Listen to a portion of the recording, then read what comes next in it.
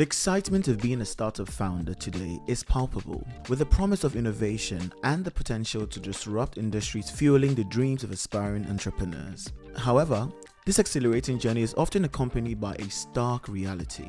Many founders lack the fundamental knowledge and skills necessary to navigate the complexities of starting and managing a business. In this episode, I sit with Sydney Sam, the founder of Workspace Global, a creative as a service platform connecting thousands of startups to supervised creative teams. He walks us through his journey into entrepreneurship and how people can transform their ideas into sustainable and scalable businesses. Enjoy today's episode.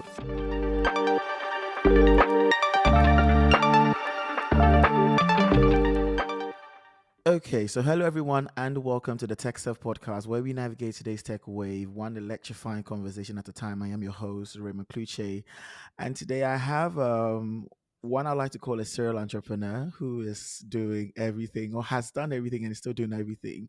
I have been following his LinkedIn page for a long time now, and I just knew that it was time for me to engage.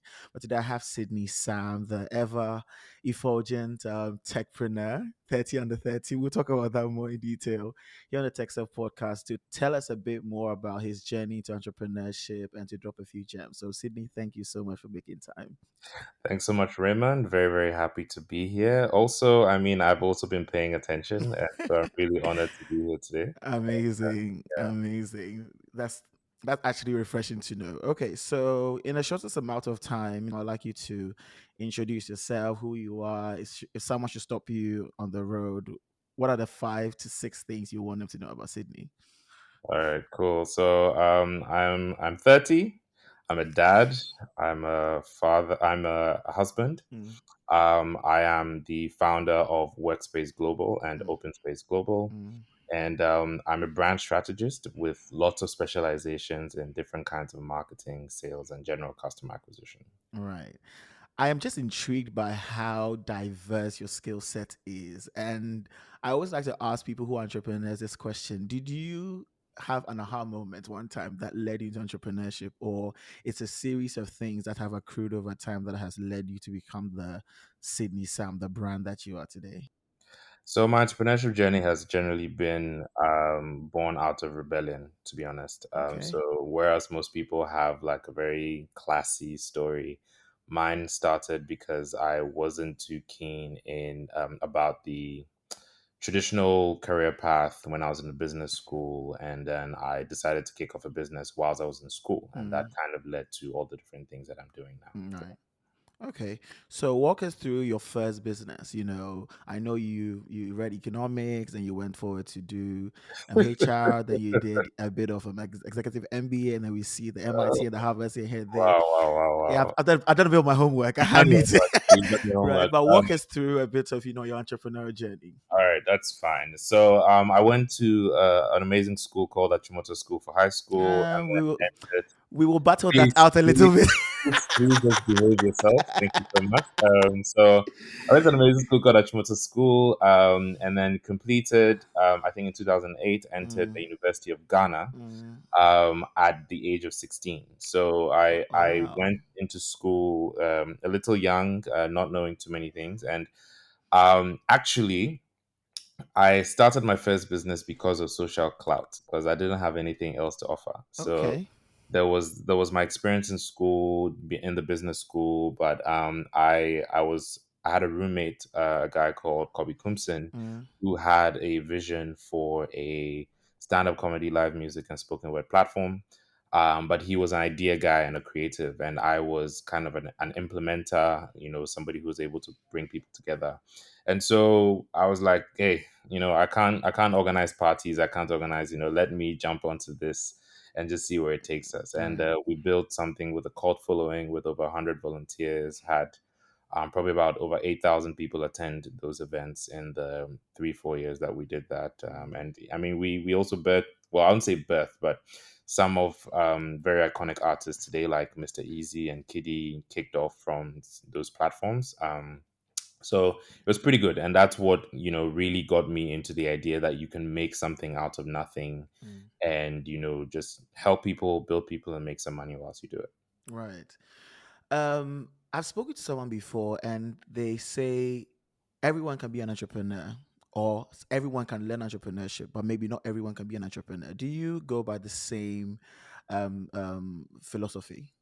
Yes. I think you have to be an innate problem solver, somebody who craves the quest for uncertainty, for finding complex problems and working on them consistently over time. So Mm, usually people can kick off businesses and launch ideas, but it's that it's a personality trait that just keeps you going in year 5, year mm, 6, year 10, year 13. And that's where I feel like a lot of people are missing the bit about mm. being truly an entrepreneur. You can learn entrepreneurship, but there is a personality trait to it that makes you fully ingrained into the concept. And how would you say you gathered those skills? Was it from a pedagogic approach, like your executive MBA? I'm sure they introduced you to a lot of things, management, leadership.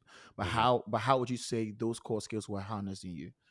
No, it really just started with having conversations with people and seeing how just identifying the same problem along across multiple people and multiple conversations.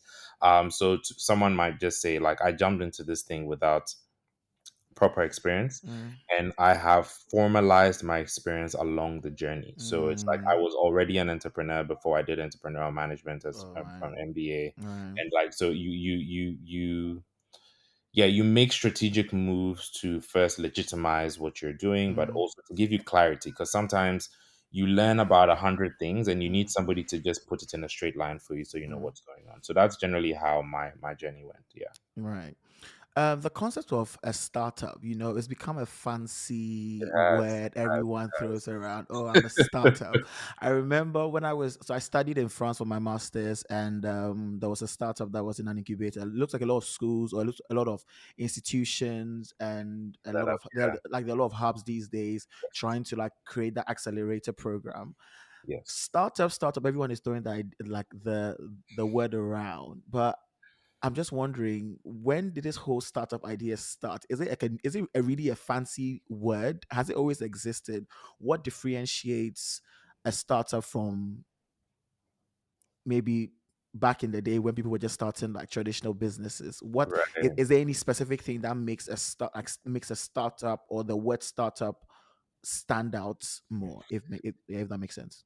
Yeah, I mean, it comes with the era of VCs, and I mean, they've always been there. But then, where it really became popular, and we became very obsessed with company valuations and companies going public. So people then moved from the idea that I started a business. Initially, people were just businessmen and businesswomen. Exactly. That's what we know. That's what we know.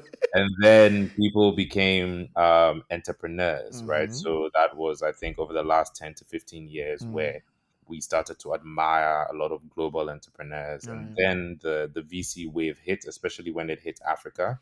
And then the lingo changed to startup founders, right? So Mm, there is I mean, I think it is unconsciously associated with the idea that it is something that you can raise money for, something that can become a unicorn, or something that you can exit at a particular point, mm, which is not a bad thing, right? I mean, I think it's given people a much more defined approach to how they are, articulating their entrepreneurship journey. mm. But I really do think it came with the era of VCs and big tech and AI and Right, all of those things. So it's quite nice. I'm not gonna lie, because a lot of people didn't know how. Sometimes you have a burning in your heart and you don't right. know how to articulate it, how to identify yourself. So Mm, people have been able to find a name that works, and a kind of a journey, a standardized journey that they can follow.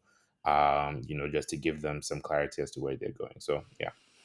right. You have consulted for a lot of, big businesses. You are constantly, interacting with the big boys in in the game and all that.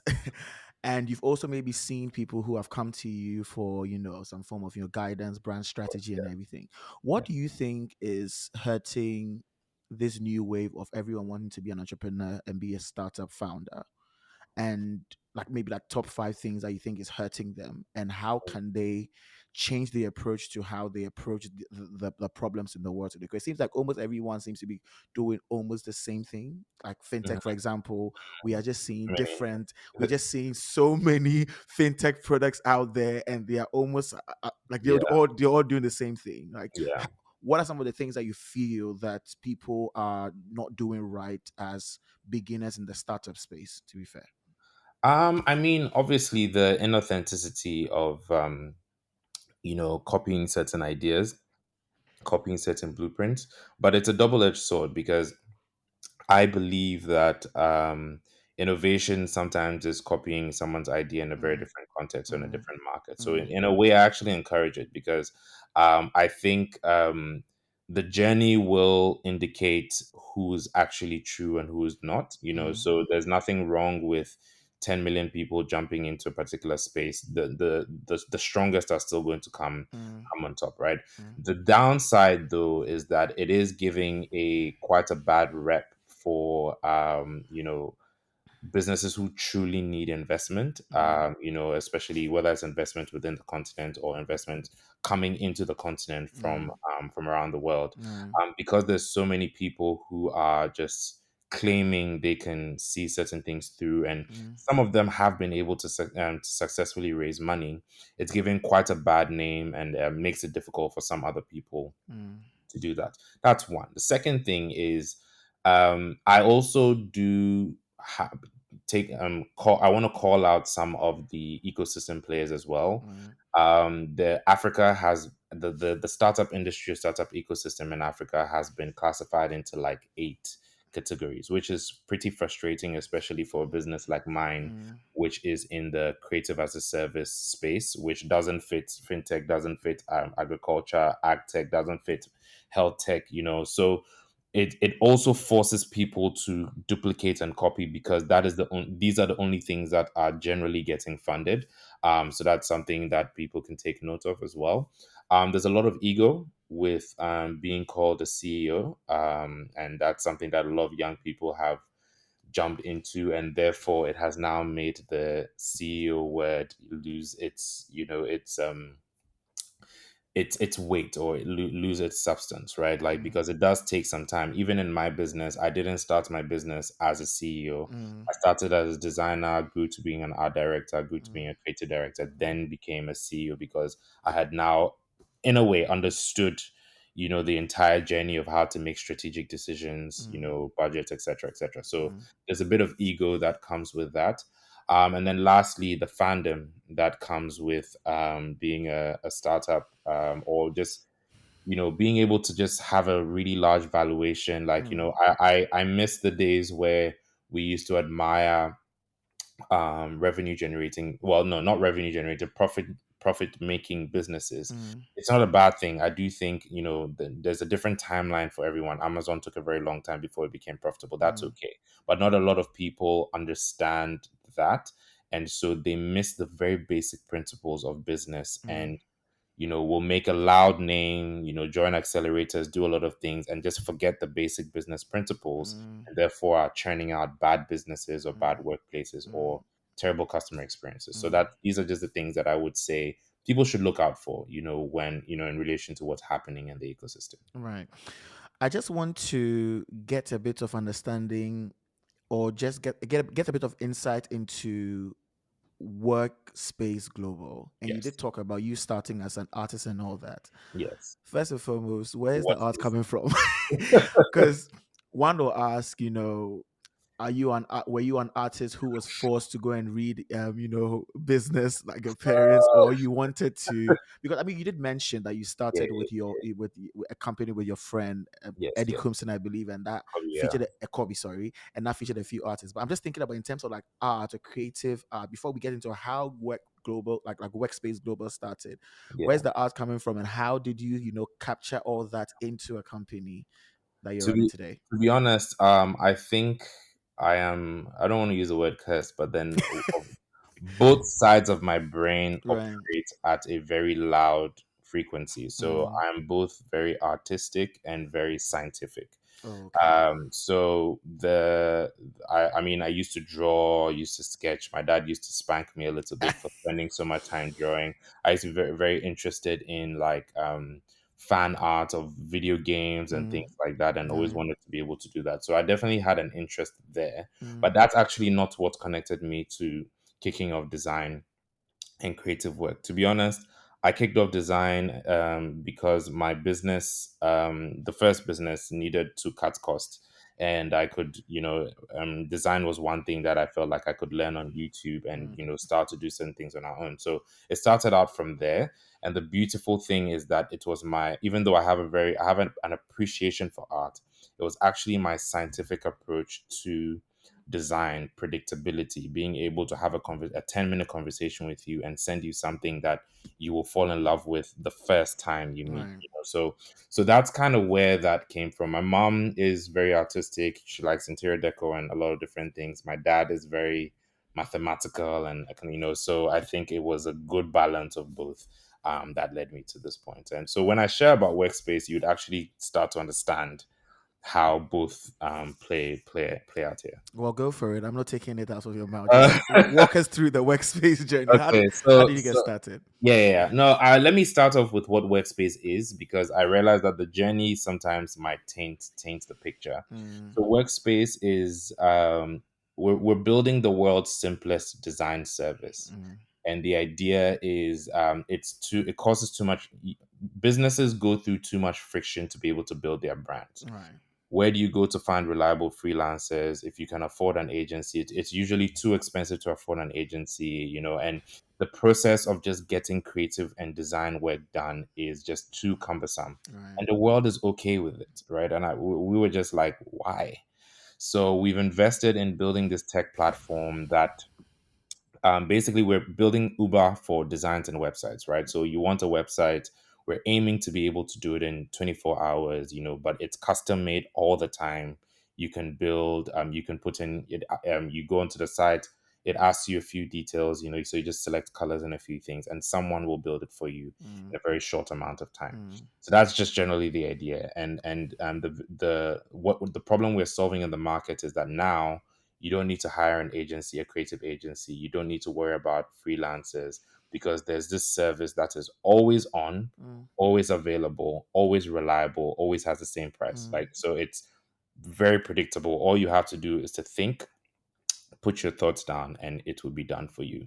Now there's also organizations who also have to do about 16 projects at once. mm, That you are a brand and you have to launch 16 campaigns. Where do you find 16 sets of good people, right? mm, Workspace is saying don't worry about capacity, just order on the platform and it will get done in the same amount of time. So we're basically just changing the way the world gets creative work done. Now, on the flip side, I was a freelancer at the beginning and then also an entrepreneur at the beginning. So we've really catered to how businesses interact with the creative process. So right. using very simple language, very fast turnarounds, predictability, creating a tech platform that you can see everything that's happening, all of that. Mm, But on the freelancer side as well, especially because we focus on African talent, mm, if you are a designer or web developer at home and you don't go out to network, where are you going to find business? right. And a lot of creatives don't say this out loud, but they hate the business side of the creative process. Right. Finding customers, talking to customers, payment, all those things. So Workspace just cuts all of that and says, listen, focus on what you love. We'll send you a brief that makes sense to you. So we have interpreted what the client has said because clients and creators don't speak the same Yeah. language. So we refine that language, send it to them, give them the right inspiration and all the things, and they're able to deliver very quickly. And we pay them every 2 weeks. So basically, whether you're a student, whether you're a pregnant woman, whatever it is, you can build your career at home or wherever you are with Workspace, never having to look for customers, etc., etc. So that's the platform. So it's creating jobs in Africa, Mm, but also making it very easy for brands to access high quality, mm, fast design and brand support. Yeah. nice. And walk us through some of the clients you I know already, but just walk us through some of the people Oh you've no, worked on. it's it's interesting because people we've been in the game for 9 years. Mm, We weren't always a tech business, but so when we mention certain brands, people go like, "Hey, how?" But I mean, we're very happy to have worked with the World Bank, the UN, with lots of. I mean, we recently did we're inviting a government agency to come onto our platform, Right. and we worked with like maybe about nine. So we built the website for the Ghana airport. We Mm, built the Ghana Stock Exchange website. We built, so in Ghana, I mean, let's mention all the top brands, and then internationally as well, we've worked with Mest, just a few very top level, but maybe not so popular brands, and then mm, also we've supported agencies to do work for brands mm, like Johnny Walker and like mm, a few others. So mm, we have the big names, but we also care a lot about the startups. We've worked with over 500 startups, mm. in our journey. So yeah. Before I go to my next question, how does it feel to be one of the coolest people who has one of the nicest LinkedIn's on the planet? Oh wow. Be- um. because people Yeah, see LinkedIn to be a toxic place, but then you are there, I love it. Yeah, yeah, yeah, I you're love doing it. amazing. Like, how does I love it feel? it. I love it. Someone told me recently that because I didn't, to be honest, I get a lot of opportunities from LinkedIn, right? Mm, But if you ask me why I'm on LinkedIn, I don't really have a reason why I'm there. I'm just there. right, right, But someone told me that my profile inspires other people who right. see themselves in the journey that Mm, that I have. So I do enjoy the fact that someone is able to point and say, "This is what I'm working towards," or "This is mm, where I am right mm, now." And yeah, and I think that just, I mean, with lots of humility, mm. and I have my ego really checked. I just really appreciate being able to be an inspiration to a lot of people on LinkedIn. So that's what I would say. Yeah. That's nice. Now you start off as just an entrepreneur, a curious guy who is starting Yeah, business.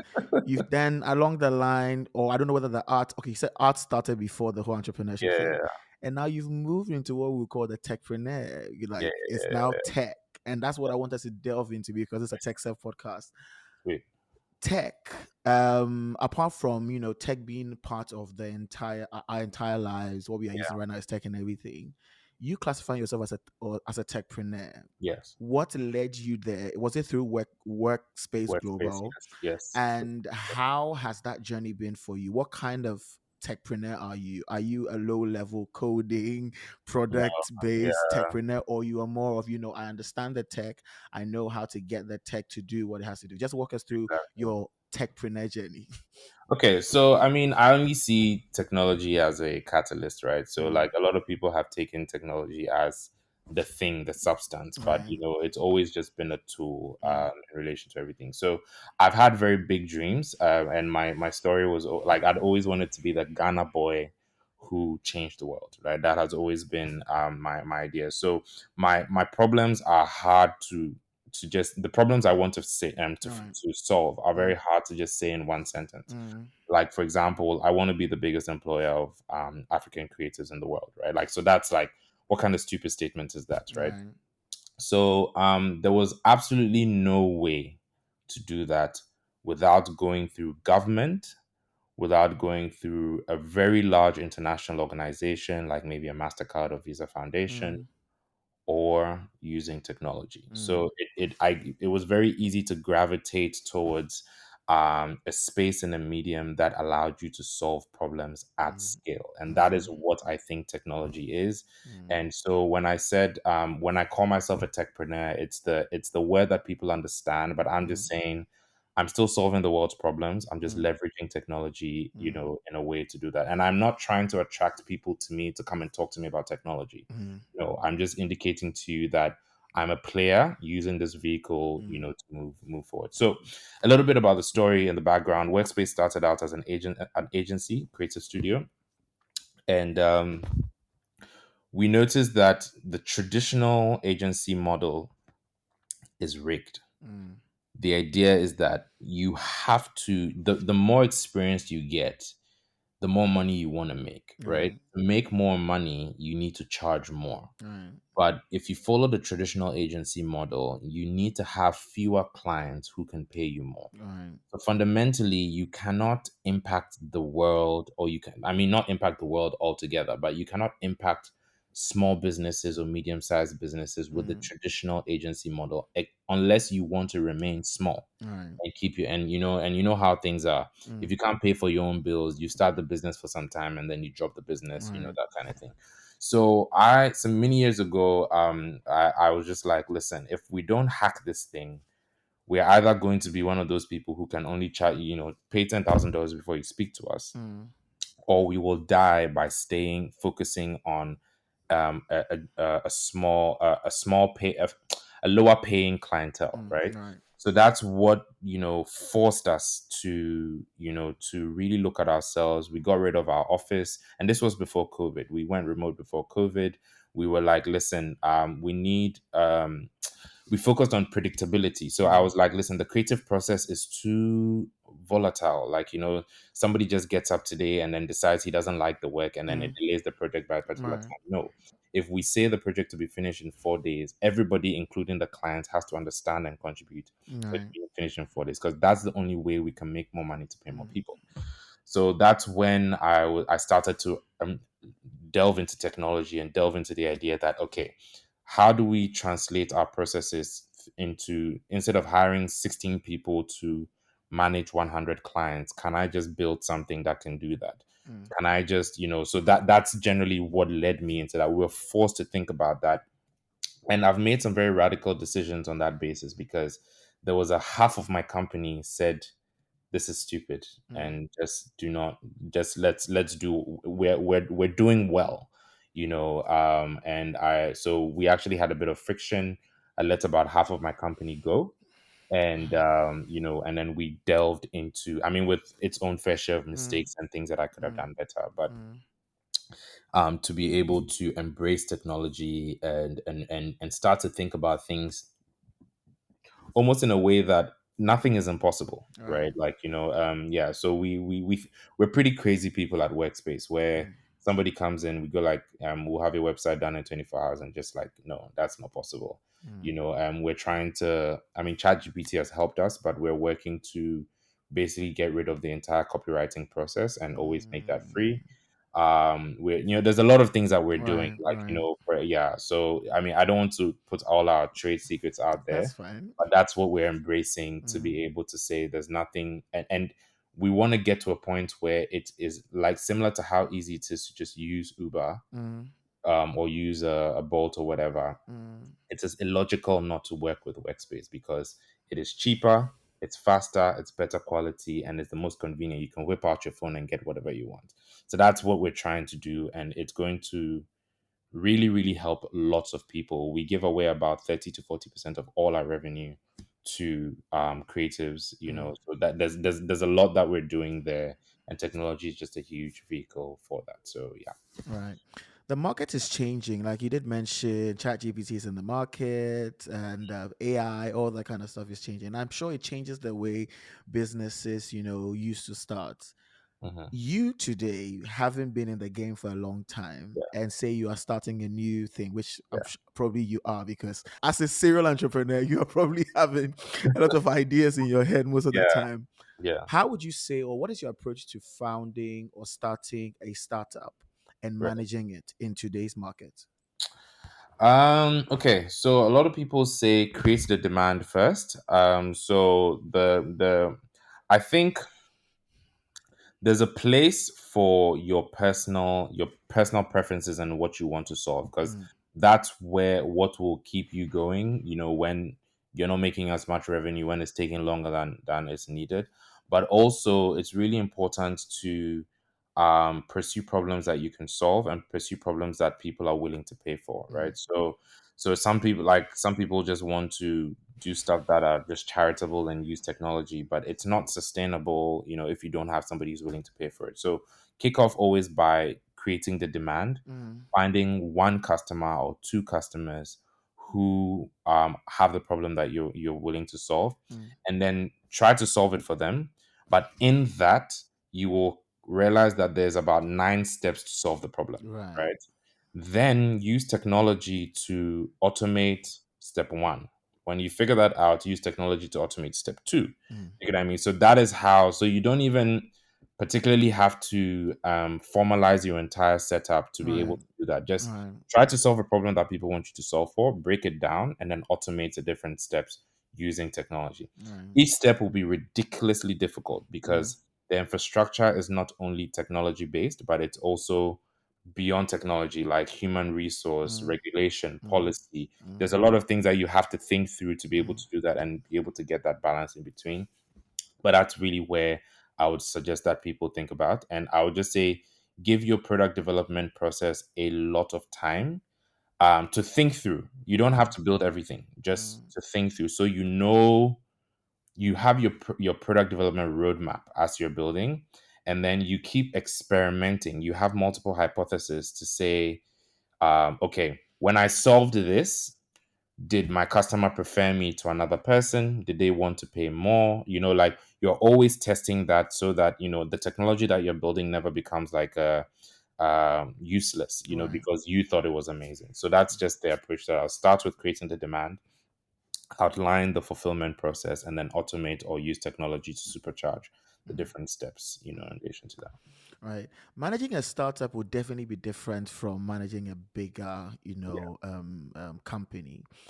People, or it's not people, it's actually known that in a startup you're wearing many hats. So Yes. you could be head of design at the same time, you could be the developer advocate at the same time, you could be the head of sales. You're wearing so many hats. Yes. And then in a bigger company there's more structure and all. How would you say, like, I know it may be difficult, or it is difficult to manage both of them, like, in different ways, Mhm. but how does one, get started to manage, a startup very well, knowing very well that one person may have to wear many hats? How do you manage that?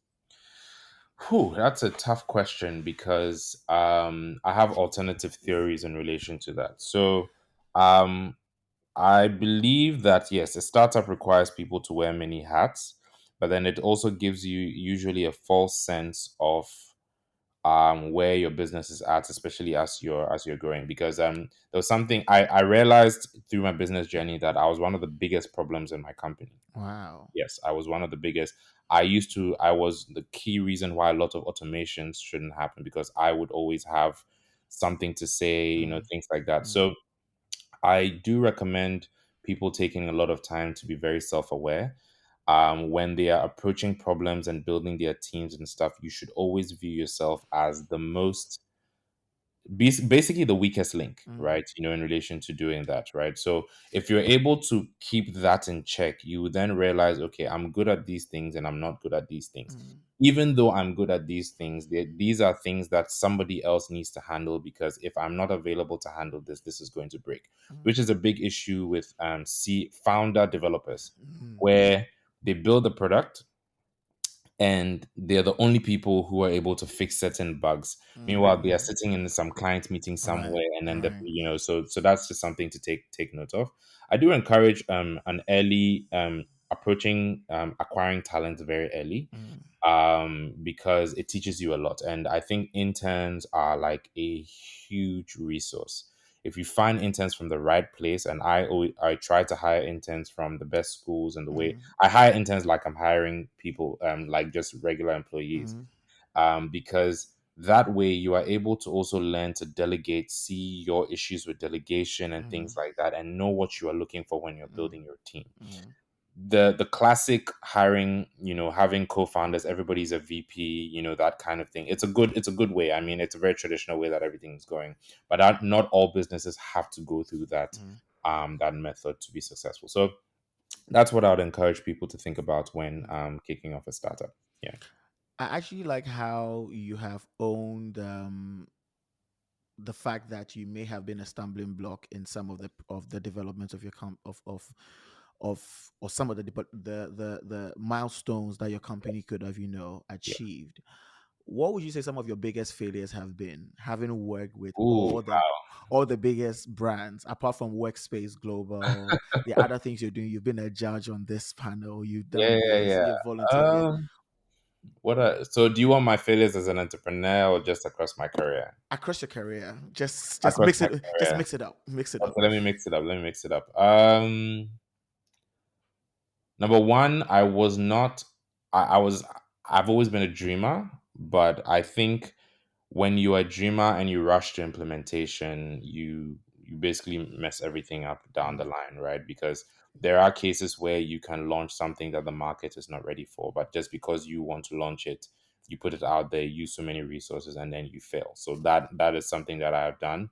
I have been a an egotistical, fairly toxic leader in the mm, past. I mean, this was many, many years ago right. where, and you are just totally oblivious to it, right? Mm, So, like, there's multiple cases where you would do things that are not um, healthy. mm, So just please, if you are listening to this, just if you are not sure about something, go and read about how mm, other companies deal with it and their right. policies. So Right. that's the second thing. The third thing is not paying myself a salary. I think that is a terrible thing to do because you then start to yank money out of your company coffers or out of projects. Mm, Whereas having a salary, even if it is a small salary, it gives you the discipline to know that you're a separate entity from your companies. mm, Number four, I have been a people pleaser, but how that translated was that I'm a multi hyphenate, very talented individual, mm, and so people see what they want you to be, and then because you respect this person, especially in an African context, right? Like, mm, there's a big man somewhere who expects me to be a sales or business development specialist, right? And I know that is not what my life and my career is optimized to be, but just because out of respect, out of there's something I found called adulation, where people tell you, hey Charlie, you're great, or you know you commit to things that do not align with what you're trying to do, and even though you do them well, the emotional cost, the relational cost,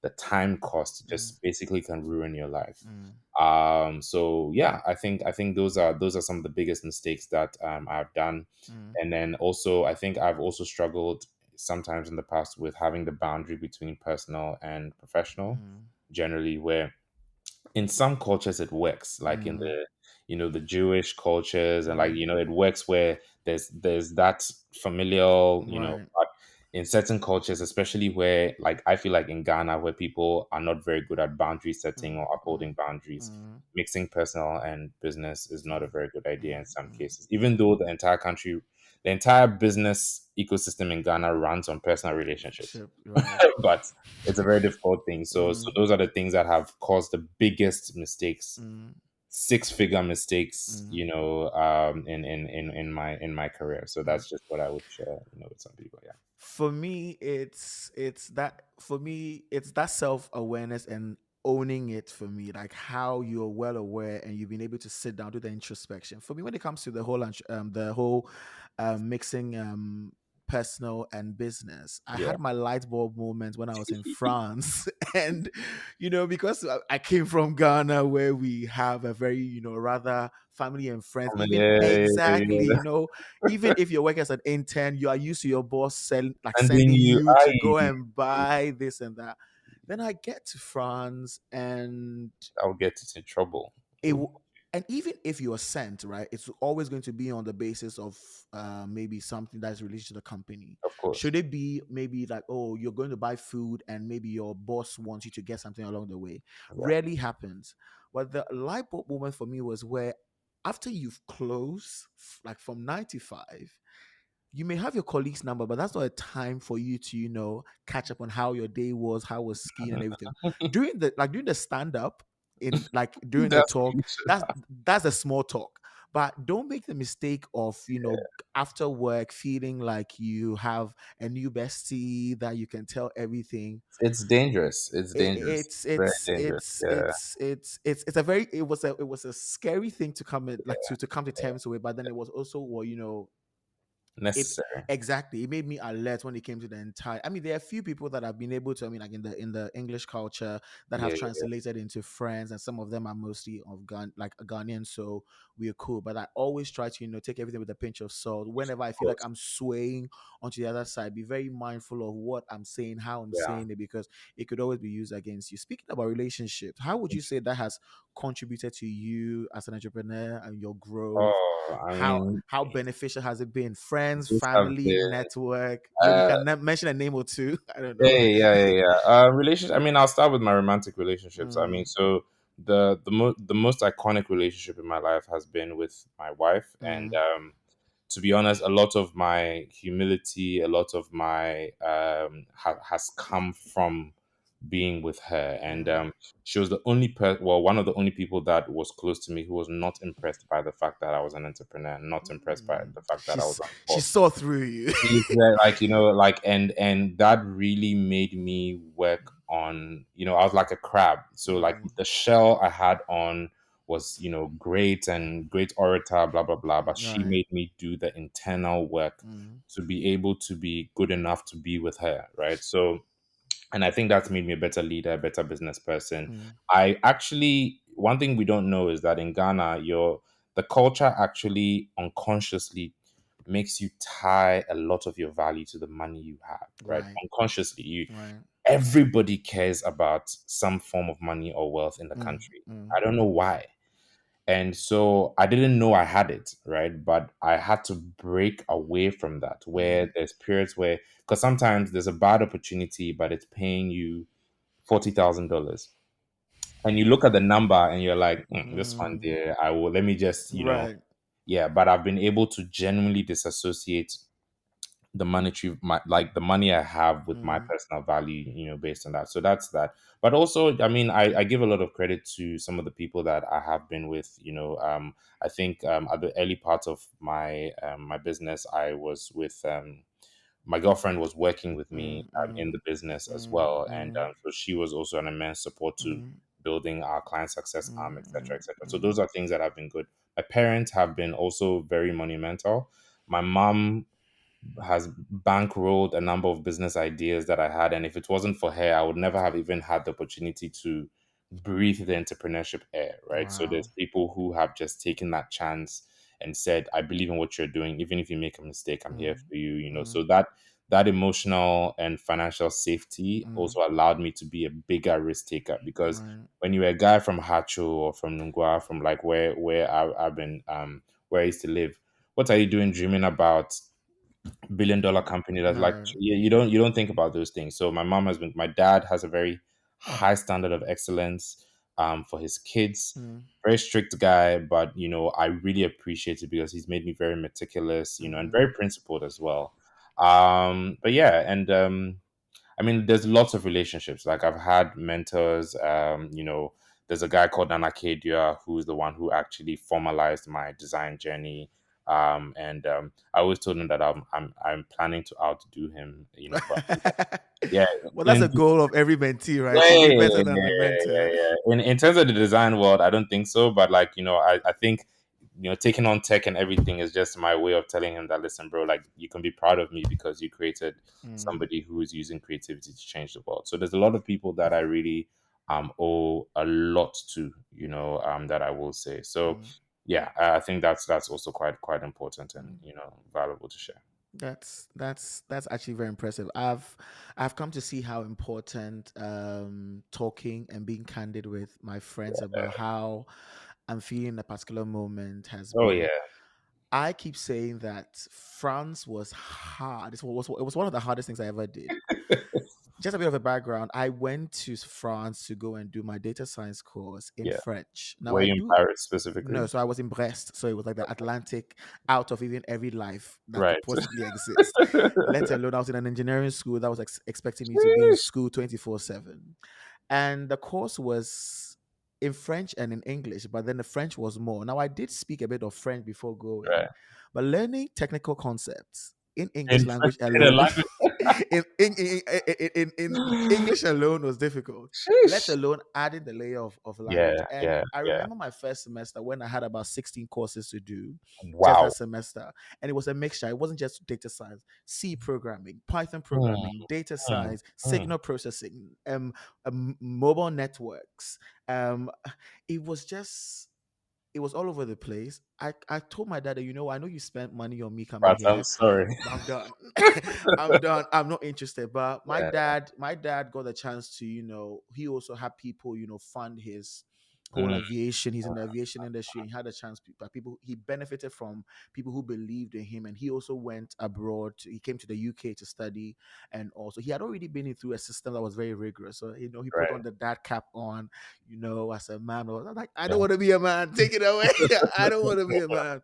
But I realized that having just that safety net of just being able to I'm talk to telling you. them, I'm talking telling to you. friends about the struggle moment, and having them encourage me has been like super beneficial. Some of them, like some of the friends that I made during that time in France, have translated into family. Yeah. We can talk about everything. We are able to, be there for one another. It's And for amazing. me, one thing I'm aiming at, especially as I grow, is to build deep level, solid relationships. Relationships. Yeah. It may That's not it may not necessarily mean we'll talk every day because everyone no. is busy, but the kind of relationships where I can count on you, you can count on me, I Yeah. can be there for you, you can be there for me, even if it's not blood that unites us Yeah, yeah, together. yeah, yeah, yeah, yeah, yeah. Yeah, High, I call them high quality, low maintenance relationships. Like I think exactly. those are Right, yeah, right, that's fun. right. Yeah.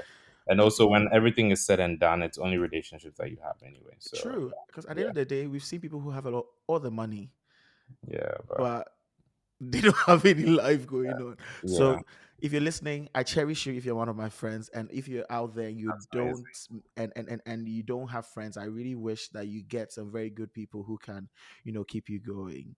Awesome. One will look at your life and go like, "Ugh, I want to be him, but I don't want to have his schedule, your calendar." Today I was watching, the Diary of a CEO, and he Yeah, was talking Steve. about Steve, and he was talking about how he is literally a slave to his calendar. Yeah, Like literally, there was a time where he had to even tell his assistant to put like 30 minutes break there, like in some parts yeah, of his calendar, yeah. just Just do to that. have that free time of just Yeah, doing stuff. What does it look like for you in every day, and how do you, detach from the constant, yeah, routine of just because you're definitely always in maybe product meetings, yeah, this yeah, meeting, yeah, that yeah. meeting. Yeah. How do you stay alive?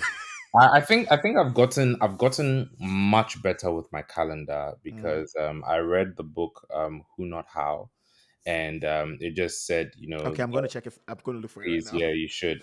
Basically, we are always asking how you're going to solve a problem, but then what you should be thinking about is who is going to solve a problem for you. And you put the effort you would have used to solving the problem, to Mm, finding the right person to solve that problem, and the resources to keep them compensated, right? So mm, that's something that I've invested in for a long time, and so it's made it. I don't actually, except when I'm consulting, I don't actually do a lot of work, right. right? Like, I do a lot of very meaningful, high level work, and then the rest of it is coaching, right? So I'm always coaching, like, I give very clear problems, so I need you to figure out how we're going to build this by this Mm, particular time to do the specific thing, mm, and then schedule a 15-minute meeting with me every week to show me mm, progress, and then for me to coach you. So mm, that's generally what I've done. The second thing is that I've put my whole life as work. So I schedule my, I mean, I shouldn't say this to my wife, but the time I spend with her is in my calendar. The time I spend with my son is usually sometimes that are blocked out in my mm, calendar. The time where I take a walk, right? I try to take a walk every day. It's all there. So yes, you can be a slave to your calendar, but you can use your calendar also to create balance, right? As long mm, as you're disciplined enough right. to be able to do that. So that's just something that has really helped me. And then also, I've detached my sense of personal value from productivity because that's something that I used to have. So I only felt good when I was working, Mm, and I've tried to change that to I feel good when I'm present and I'm mm, able to create value in a moment, whether it's mm, value to myself or value to mm, another person. mm, So my journey is much slower than most. mm, Like, I know that if I was working in the same way that I did maybe five years ago, I'd have crossed the multi-million dollar mm, mark by now. mm, But then it's not really about that. It's more about the journey for me, mm, and the amount of impact that I'm making mm, along the way. So that's how I address my calendar. I mm, detach my value from productivity because life is for living, and then I schedule my personal time as well as part of my calendar. And then I really focus a lot on not just delegating, but structuring your entire life where all your tasks can be done by somebody else. mm, And then you invest in coaching and not actually doing the work. mm. So, yeah. That's nice. What's the best advice you've got in your career ever since Hey, you started? that's wow. Oh, that is really, really. Or an advice you've given that you know that you have to take yourself, the painful pill. Um. Oh man, I'm totally blank right now. Sorry. I'll probably come up with something a Okay. little later. Yeah, I'm totally blank Okay. right All now. But right. Okay. I'll bring it back again. yeah. Now let's go back into the typical entrepreneurial world. When do you know when to keep going and when to quit? Right. So a lot of people are running. A lot of people are just running, right?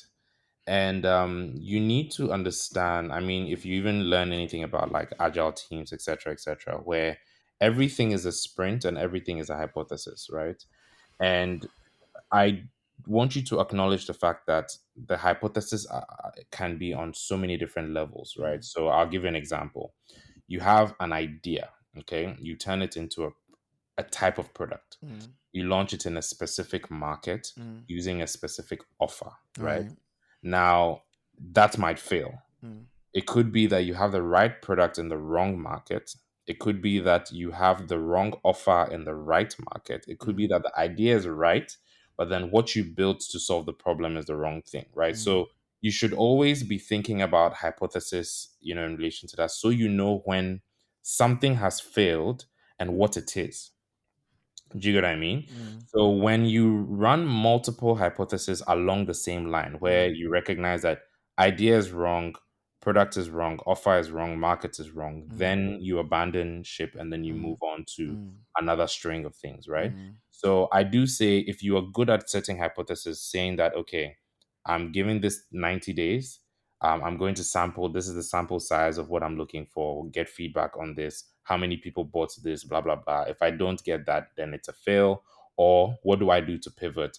If you're able to do that right, you will never really have to struggle with knowing if you are going longer than you need to before you quit, mm, and you will know exactly when to quit because it's mm, like the market and your the way of working will tell you mm, immediately when you're off. mm. So that's what I would say in relation to Right. that.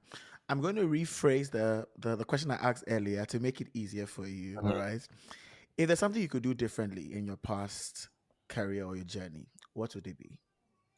Um, I'd have taken a really long time to study my competition. Mm, A really really long time. I would have hired much slower and fired much quicker. And I would have found an alternative source of income before I kicked off my entrepreneurial journey. Because what generally happens is that the pressure of your personal needs can sometimes warp your ability to mm. perform as an objective entrepreneur. So that's something that I would say. Yeah. It's so unfortunate that we're about to conclude. I keep saying that I wish podcasts you could or people could listen to podcasts Gosh. for 2 hours, but based on research, there are actually some limits to people's attention No spans problem. when it comes to podcasts. But I'm just intrigued by how you've been able to build your career in so many spheres. You did say talk about your brain at the beginning. I was like, okay, I think I can use that. My brain is highly active. One part is Oh my artistic, and gosh. the other part Leave is scientific leave me because alone. that is very much me. People Yeah. do see the Raymond on LinkedIn sharing AI working KTP NTU blah blah Yeah, yeah, yeah. blah. But the other part of me is I'm a poet, I'm a writer, I'm a There we go. chef, all that There kind we of stuff. go. I Yeah. have music out and all that. I'm even about to Wow. record some music out again. And one thing I'm very grateful to God for is my family like my parents especially. They Yeah. exposed me to a lot of things when I was a child, a lot of information, but then it wasn't detrimental. It was up to you to, use your wisdom to know which one, Yeah. to decipher where. I mean, we had different cultures, different kind of people around us. So you have to know what is right for you at what Yeah. time. But they allowed us to, explore the things we wanted to do.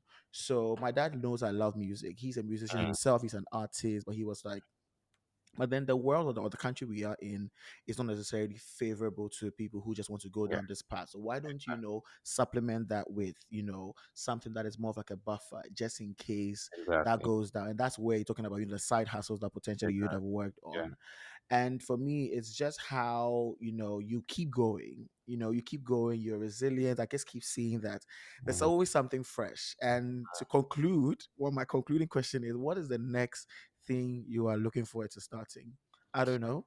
Maybe we have can be having an airline bringing Ghana Airways back. Yeah, to be honest, I'm actually not looking to start anything new. To be honest, I Wow. literally I'm doubling down on two brands, Workspace Global and Open Space. Open Space is using honest conversations to improve mindsets around the world. It's Mm, something I've been doing for 5 years. I found an opportunity to scale it to a few millions of people over the next 3 years. So those are just the two things that I'm going to be focusing on at this time. I will be taking on coaching and facilitating gigs, but I have a son now, and that sometimes I just love spending time with his ridiculous self. So like that's just generally finding ways to make lots of passive income through my businesses. I think I might give it another 10 years, and then I want to stop working for money.